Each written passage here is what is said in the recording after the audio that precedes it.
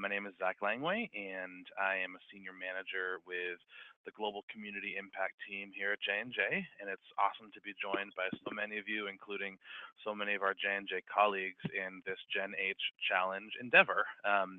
We have been underway with the GenH Challenge for a few months now, and we are thrilled to have you and other colleagues from inside the company and the broader global health community who have been willing to serve as judges for the GenH Challenge prize competition this year.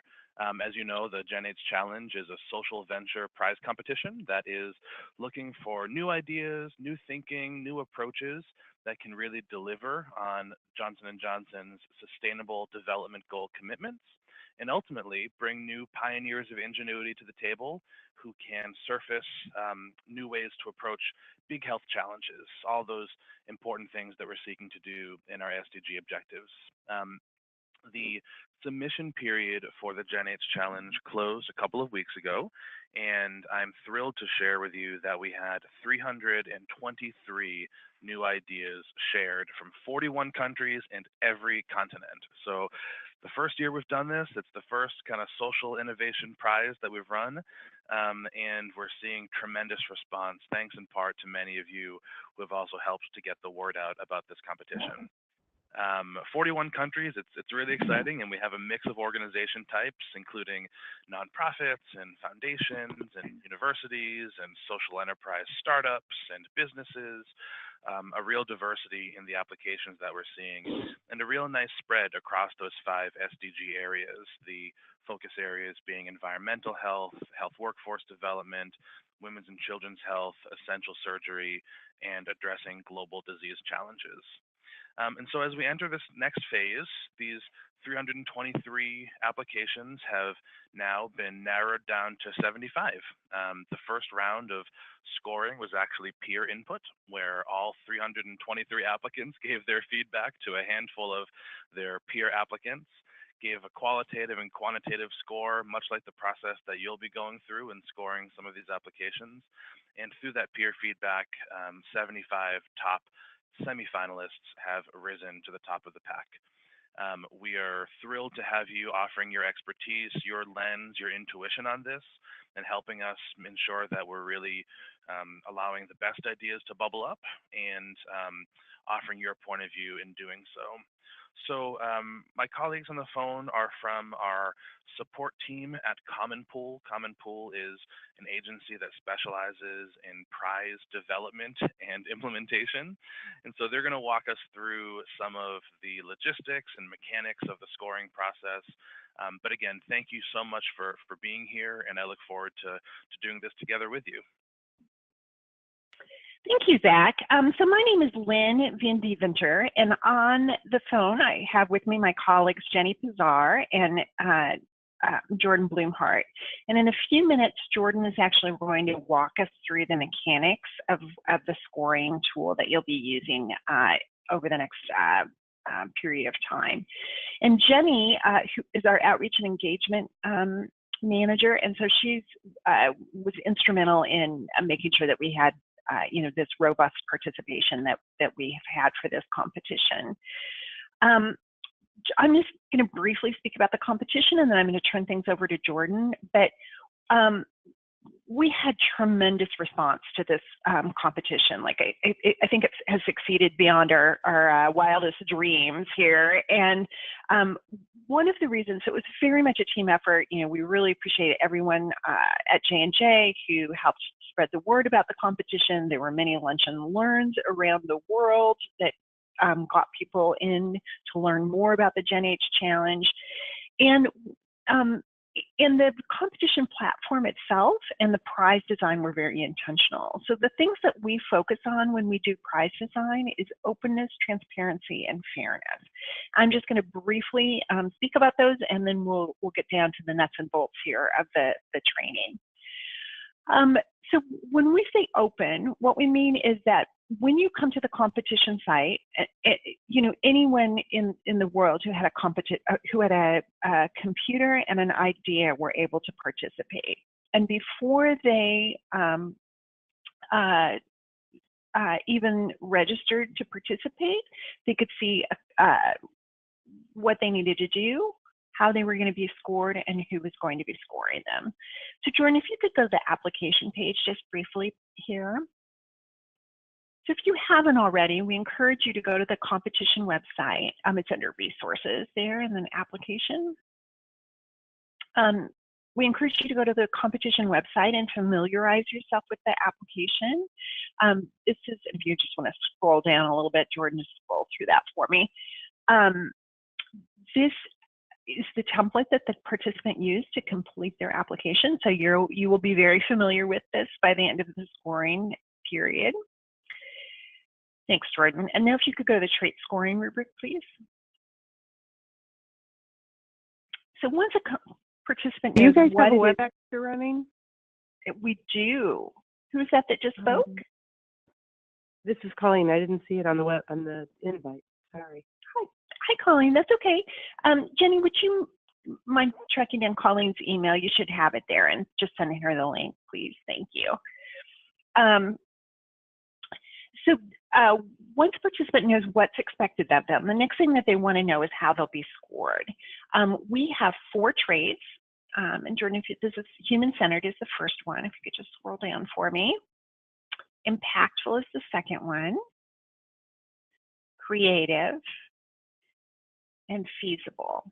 And if you want to just stay right there and scroll the scroller back and forth. So this looks very similar to what Jordan is going to show us on the back end that you will be using to score and comment upon each of the submissions that you'll be assigned. So there's 4 traits.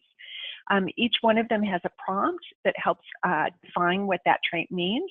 And then as Jordan is moving back and forth here on the slider, you can see these subscoring range definitions. So we were very thoughtful about trying to help define what each of these score points means.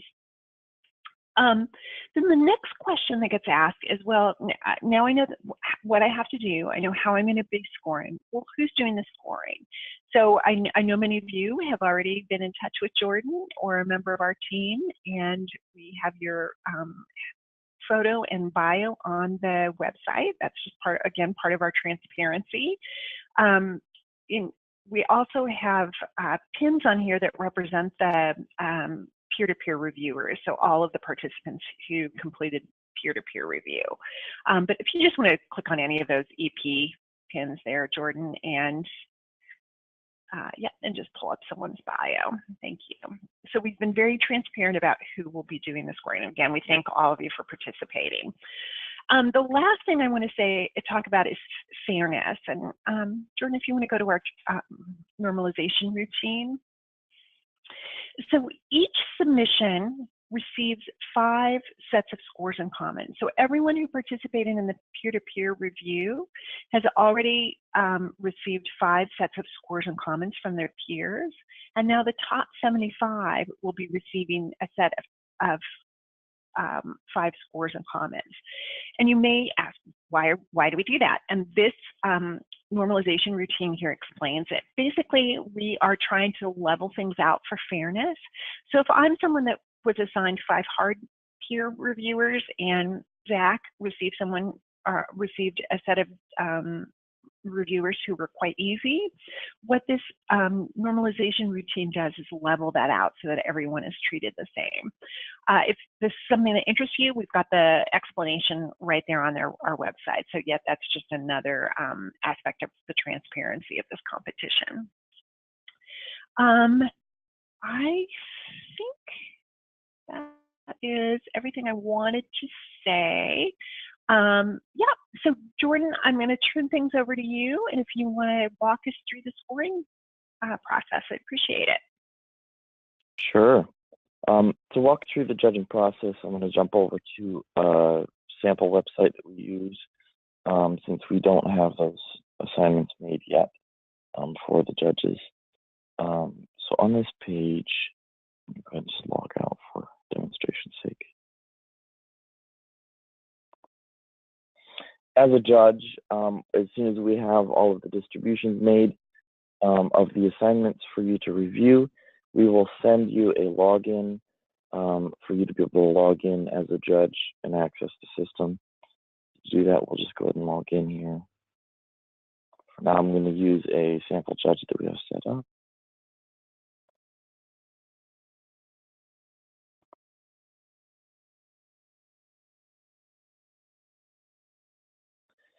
When you log in, you'll see the site as any participant would see it with the dashboard page. There's a lot of different information here on the dashboard page, but what you will want to focus on or go to is the judging page. You can do that by clicking Review Now here in this judging box on the dashboard, or you can go to the top right and click on the large judging link here.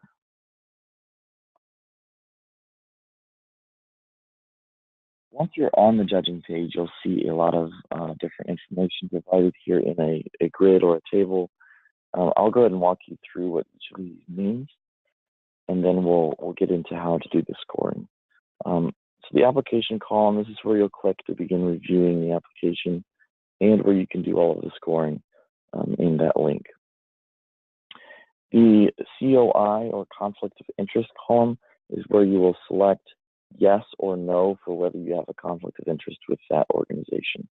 This just gives you the opportunity to let us know if you happen to have a conflict of interest with one of these applications, and we can change them out for you. Jordan, I'm sorry, can I just interrupt for a moment about Sure. the conflict of interest? And so this is really, this is sort of, at your discretion here. From our perspective, you would have to have a very close relationship in order to be able to, disqualify yourself from participating in it. Zach, I don't know if you have anything that you want to say in particular about conflict of interest. No, just to note that there will be a couple of, this is for our J&J judges, so J&J colleagues, there will be a couple of teams that have submitted ideas from within J&J, our own entrepreneur teams that we're really excited about. That does not necessarily disqualify you from scoring them. In fact, we would love to get peer feedback from others in the company on these entrepreneurial ideas. However, if you directly work with or supervise or are supervised by someone who is part of that submission team, then please do disqualify yourself just in the interest of fairness there. But other than that, just it being another J&J colleague elsewhere in the enterprise does not necessarily disqualify you. If you do have any questions, please just feel free to flag those for Jordan through our help desk ticketing system that'll help handle this, and we'll make sure to resolve it. To follow up on that with the conflict of interest, selecting this conflict of interest item is a requirement before you will be able to do any scoring on the application. But you can view the application if you want to view it before selecting conflict of interest. So you're welcome to review the entire application before doing any scoring, come back to this page and then select conflict of interest, or you can go through and do it now. But so in order to do that, you could go ahead and click in and review the application if you would like to. The only thing you'll notice, I'm sorry, click into one that hasn't been done yet.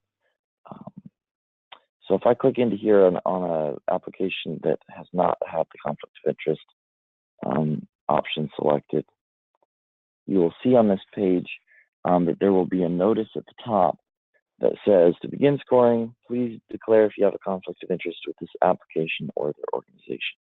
So no scoring options or the scoring rubric will not appear at this point if the conflict of interest option has not been selected.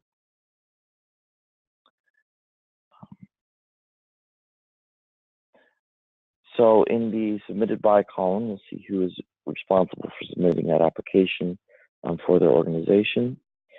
The total score column will let you know what your current total score is for that application. That includes anything that you've completed so far in the scoring, whether you're completely done or not. The review complete column, this lets you very quickly track whether you've completed the reviews in here. In this case, this review has been completed.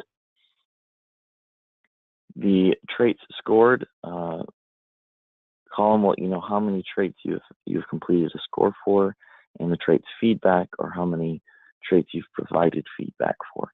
Both of these, on every application, you'll have the 4 traits that you'll need to provide a score for, and you'll need to provide a score of at least 50 characters for each of those traits, explaining your score and giving feedback to the participant. These are important in the process to check if either of these is less than 4 and you think you've completed the application, then you probably haven't met those requirements. Either one of the scores didn't get saved or one of the comments wasn't long enough. So you'll need to go back to complete that if you haven't yet. Final grade complete. There's one other grade on there that we'll discuss when we click in. That just lets you know if you completed that or not. Last modified will, when you last made any changes to that application. And the closed date column will allow you to close the application once you finish it, and then a date will appear there instead, showing you when you completed it. We'll get back to a couple of these items here in a moment, but let me click in and show you the review process real quickly. So in this case, I'm going to jump down and use this next one. So we showed that there was not a scoring option since I hadn't selected conflict of interest. I'm going to go ahead and do that and say, no, I do not have a conflict of interest. They will ask you to confirm.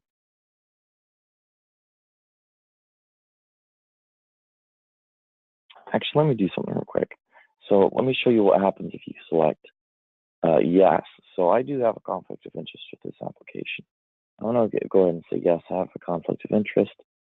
They'll ask me, are you sure? And I will say, yes, I'm sure. Notice test user 17 now changed to test user 24. So as soon as you select a conflict of interest, it will automatically swap it for an uncompleted application. So there's no need to try to reach out to us or have us handle anything there. It'll do that in the system automatically. Okay, so now we're ready. I'm going to go ahead and select yes or no for no conflict of interest. And then we can begin reviewing the application or scoring it. When you first open the application, the review will be expanded here for you to begin. But what you can do if you want, if you've reviewed everything as much as you would like to, you can come up here to the top of the application and click on the black bar, and it will minimize the application and allow you to get to the scoring at the very bottom of the page a lot quicker.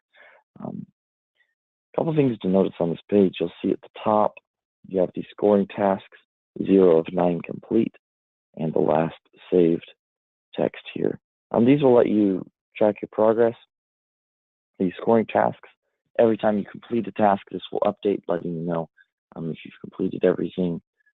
So a good way to tell if you have completed everything is to see this saying 9 of 9 complete, and it will also turn green to let you know that everything is complete. Now we can get into the scoring traits. This looks just like what you saw on the front end of the website when we showed the scoring traits there. So you have your prompt for each trait, letting you know really what that trait's all about. And then you have your scoring. So to score an application, you have to at least click or drag the score in order for the system to recognize it. So what a lot of judges have done in the past is they'll say, okay, I want to leave a score of 2.5 for this application or for the scoring trait, so that's good and I'll move on. Except that they haven't done anything to allow the system to know that they left that score. So if I want to leave a score of 2.5, I'll just click it real quick.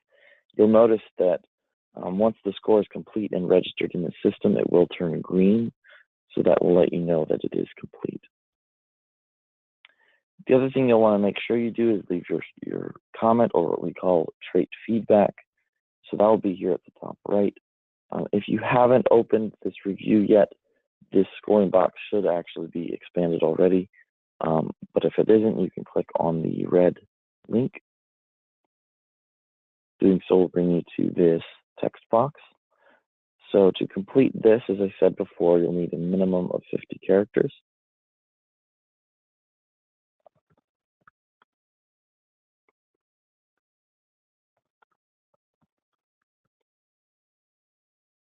You'll notice here as well that my trait feedback link just turned green. Once that turns green, it'll let you know that you've at least met that 50 character requirement. I'm going to close that out. As you continue through this, you'll go through all 4 traits with this same process. I'm going to go ahead and skip down to the bottom, so we'll go through the next 3 traits to complete all 4. When you get to the very bottom, there's one final score that's asked of you, and that is the final grade score. So for the final grade score, it's really more of an overall assessment of the quality of the application, how you feel that the how good you feel the application was. So we'll go ahead and just put let's say a score of 75 in here to complete that. And then I'll show you what that score looks like on the judging page. So once you're completed with scoring, in this case, we're not, because for speed of process, I went and skipped over a couple items. We can go back to the judging page. You will notice now on the judging page that since we didn't complete the review, it only shows that we have, well, it says, no, we did not complete the review. We only have 1 of 4 requirements. We do have a final grade score, but we do not have a close now button. You'll notice that close now button does not appear until you've completed everything in the application. We often get a question of what that final grade score does, and you'll notice here that we have a score of 2.5007. So that grade score doesn't affect the score too much, so I wouldn't worry too much about getting an absolute perfect. Yeah, and Jordan, I can jump in and explain that. So the overall final score, just assist with us in the likely event of a tie. So that is just the final determiner if, in the rare case of ties.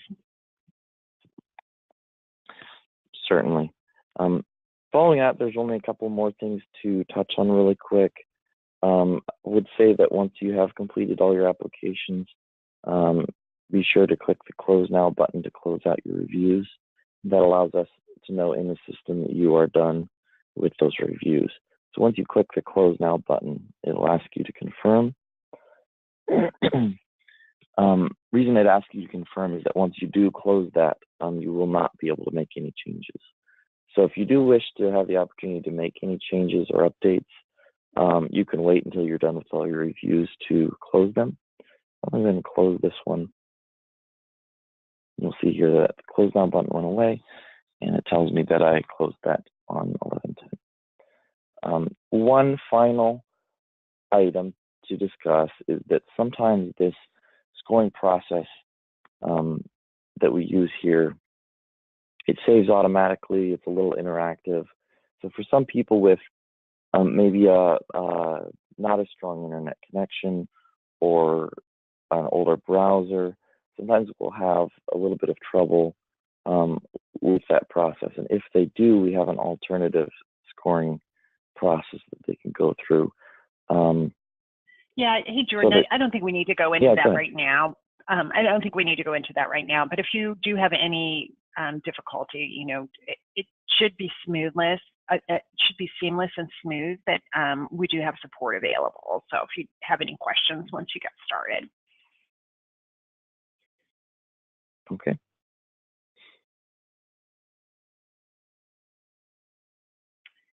Great. Is there anything else you want to say? Yeah. Do you have anything else you want to say there, Jordan, before we open it up for questions? That should be all. Great. Okay, so we have a couple of options for asking questions. You can either type something in the chat box, or it's fine if you just want to have an open mic and just ask anything of the group.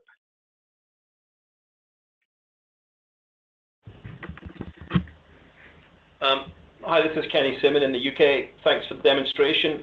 Maybe I missed something. The total score, is that the total score just from myself as a reviewer, or is that, I missed it, is that amalgamated? That's just still my review, right? Yeah, that's still your review on that particular submission. That's correct. Just your overall score for that particular submission that you're reviewing. For example, this one that we did one score and we only provided a score of 2.5 and the 75 final grade score, so you'll see your total score right now is a 2.5, since that is all we inputted on that application. So yes, it's your score. So, and we are presumably blinded to all the other scores that are coming in on the same review, right? That's correct. Makes sense.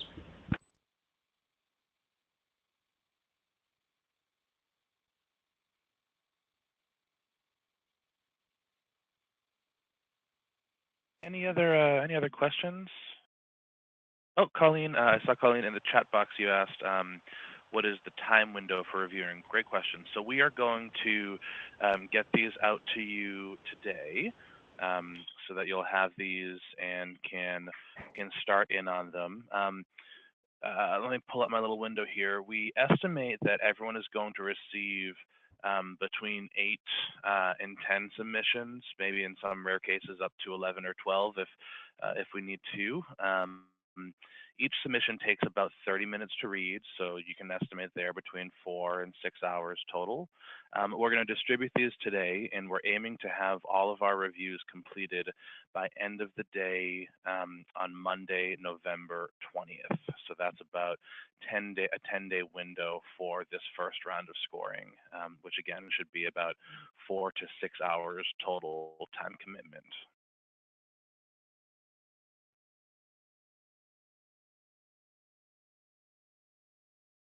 Hi, it's Laura from South Africa.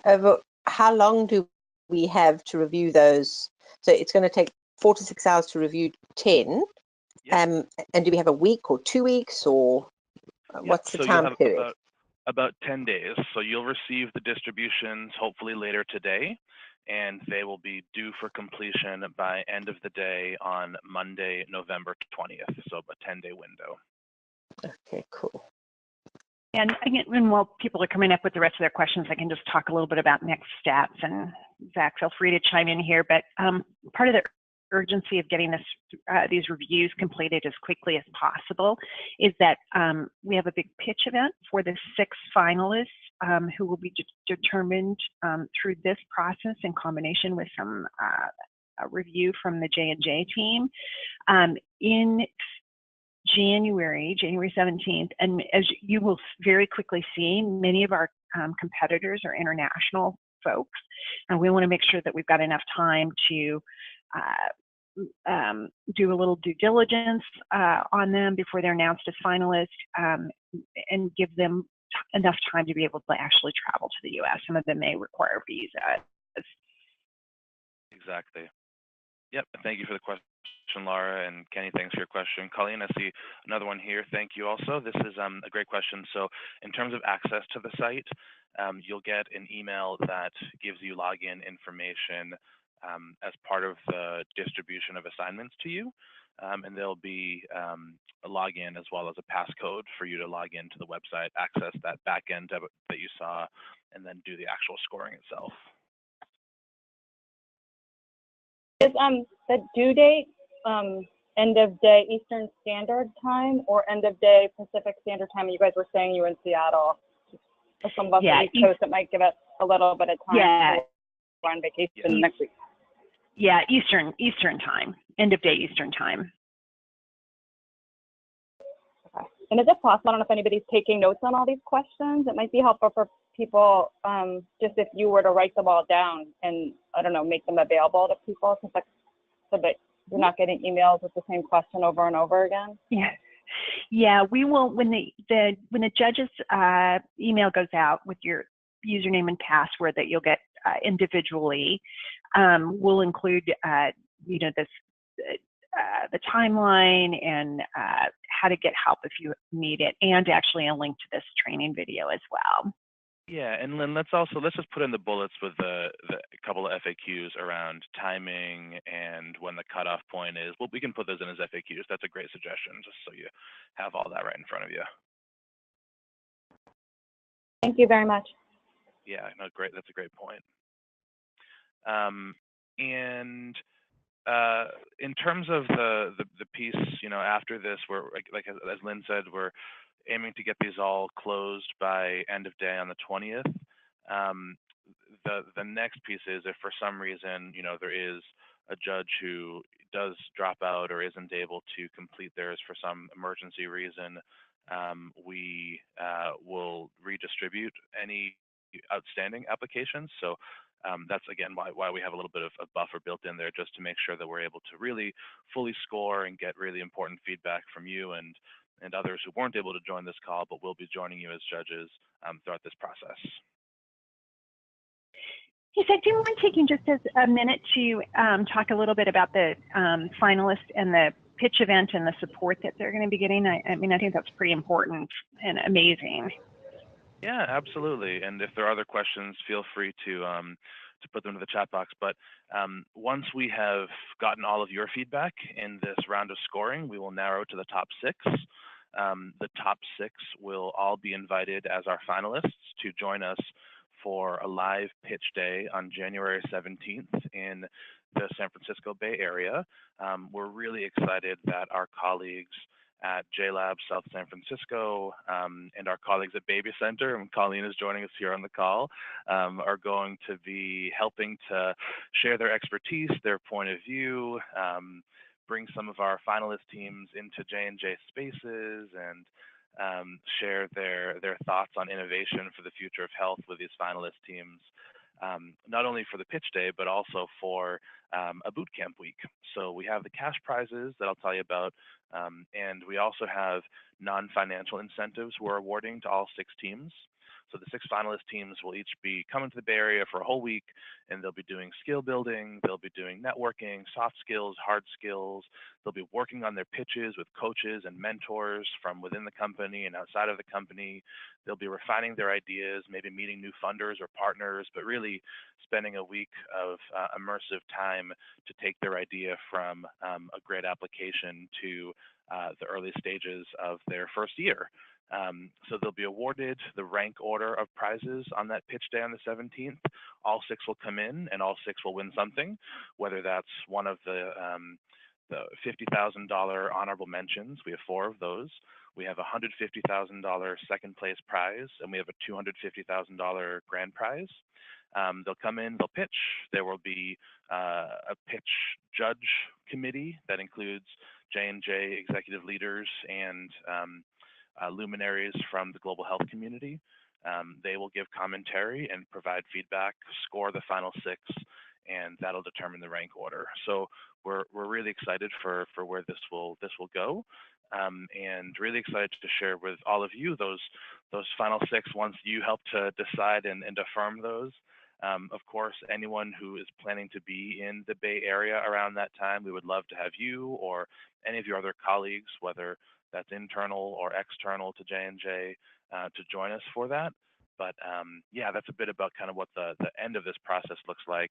And the end of this process really kicks off that year-long relationship where, in addition to the financial support, we'll be spending a year providing other kinds of expertise, mentorship, capacity building, and such for these 6 finalist teams.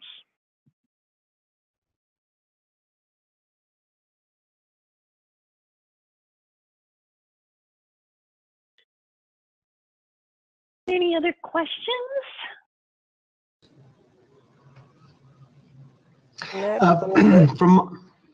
Sorry. So from my side, maybe a request for guidance and just a minor comment. The first is in terms of review.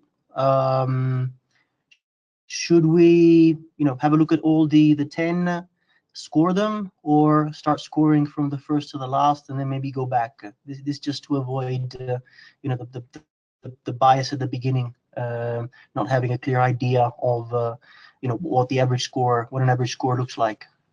Yeah, that's really up to you. That's, we have judges that, we try to make our tool flexible to support different judging styles, and it's really whatever you're comfortable with. I know when I do it, I typically go through and do an initial score and then go back and adjust, but other people will read everything and then kind of do a rank order or whatever their methodology is for scoring, but it's completely up to you.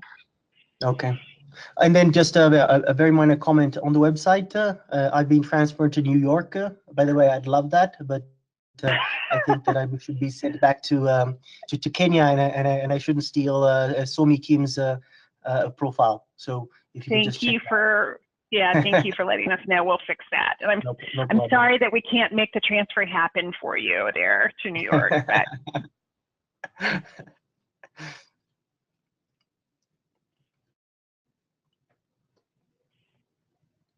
all right. Well, if there aren't any other questions, we will wrap things up and look to get your email getting you started here very soon. Yes, and again, thank you all so much for your time, your expertise, your passion, your insight. Really honored to have you all joining us and appreciate your support and partnership in this process. So thank you. Enjoy reading these applications. Happy scoring, and please do feel free to be in touch with any questions or challenges you encounter in the process.